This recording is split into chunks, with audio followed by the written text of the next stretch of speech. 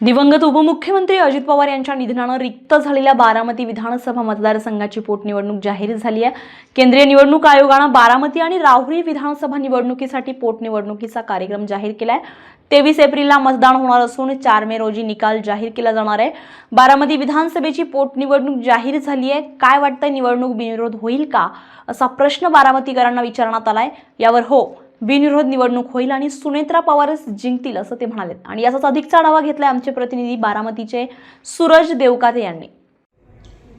दिवंगत उपमुख्यमंत्री अजितदादा पवार यांच्या निधनानंतर बारामतीत रिक्त झालेल्या जागेसाठी केंद्रीय निवडणूक आयोगाकडून बारामती विधानसभा पोटनिवडणुकीची घोषणा केली।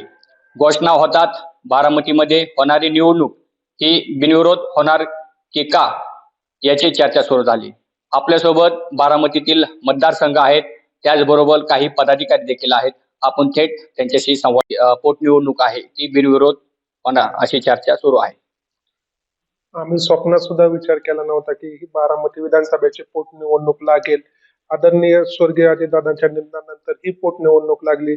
आम्हाला बारामतीकरांची इच्छा आहे, आदरणीय अजितदादांनी शिवशाहू फुले आंबेडकर विचारधाराने 35 वर्ष काम केलेलं आहे, सर्व समाजाला सोबत घेऊन काम केलेलं आहे आणि आमच्या बारामतीकरांची इच्छा आहे अजितदादांच्या विचारावर आदरणीय सुनेत्रा वहिनी, पार्थदादा, जयदादा काम करतीलच आणि महाराष्ट्राला एक अजितदादांच्या विचारावर महाराष्ट्राला एक वेगळं महाराष्ट्र निर्माण करतील अशी बारामतीकरांची इच्छा आहे आणि येणारी निवडणूक ही बिनविरोध व्हावी अशी बारामतीकरांची इच्छा आहे। 23 एप्रिल रोजी मतदान आहे, काय सांगाल, निवडणूक बिनविरोध होणार की का? खरं तर दादाच्या जाण्याने ही बारामती पोरकी झाली आणि वहिनी साहेबांनी तीच जबाबदारी परत दादाची बारामतीकर म्हणून वहिनीने स्वीकारली। खरं तर उद्या होणाऱ्या निवडणुकीमध्ये वहिनी साहेब ही बिनविरोध होतीलच, ह्याच्यातील मात्र शंका आम्हा कार्यकर्त्यांना नाही। निश्चितपणाने दादांचा विकास, दादांनी घेतलेली ही विकासाची भरारी, सर्व जाती धर्माला घेऊन जाण्याची दादाची शैली हीच वहिनी साहेबांमध्ये आहे आणि निश्चितपणाने वहिनी साहेब तेच तशाच पद्धतीचं पुढं वहिनी साहेब काम करतील आणि निश्चितपणाने उद्याच्या होणाऱ्या निवडणुकीमध्ये बिनविरोध वहिनी साहेब निवडून येतील। काही पक्षाकडून किंवा अपक्षाकडून उमेदवारी फॉर्म भरला जाणार आहे अशी चर्चा सुरू आहे। नाही, तसं काय होणार नाहीये। आदरणीय दादांनी बारामतीसाठी चांगलं योगदान दिलेलं आहे, चांगलं काम केलेलं आहे आणि अशा पद्धतीनं वहिनींनी पण तो धडा हातामध्ये घेतलेला आहे।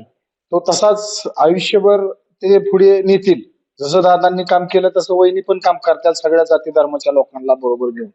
तसंच काम चांगल्या पद्धतीचं दादांनी डेव्हलपिंग केलं, विचारांनी सगळ्या लोकांना बरोबर घेऊन सगळ्यांना व्यवस्थित काम करून त्यांना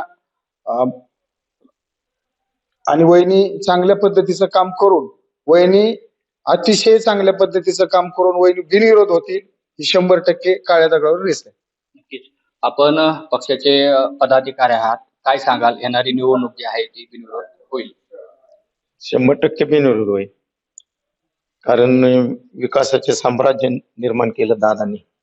बारामती, अख्ख्या महाराष्ट्रात बारामतीचं नाव कोणी बी घेतलं म्हणजे तेवढं दादांनी साम्राज्य निर्माण केलंय आणि दादांचं साम्राज्य तेच वहिनी साम्राज्य सांभाळतात। ही बारामतीकरांची, आमच्या सगळ्यांची इच्छा आहे आणि बारामतीकरांनी आणि दुःखातनं बाहेर बी नाही केलं तर इलेक्शन लागले हे दुर्दैव आहे आमच्या बारामतीकरांचं, महाराष्ट्राचं दुर्दैव आहे आणि या दुर्दैवातनं कोणीच फॉर्म भरणार नाही त्याची आम्हाला गॅरंटी आहे आणि वहिनी बिनविरोधच होत्या, कारण दादाचं विकासाचे काम, विकासाचं साम्राज्य म्हणून दादाचे अख्ख्या महाराष्ट्रात लौकिक आहे नाव की दादांचे कामाच्या पद्धती वेगळ्या आहेत। तसेच वहिनी बी काम करत्या, की आमची इच्छा आहे दादाची सगळं स्वप्न जे पूर्ण करणार आहेत ते वहिनीच करणार आहेत।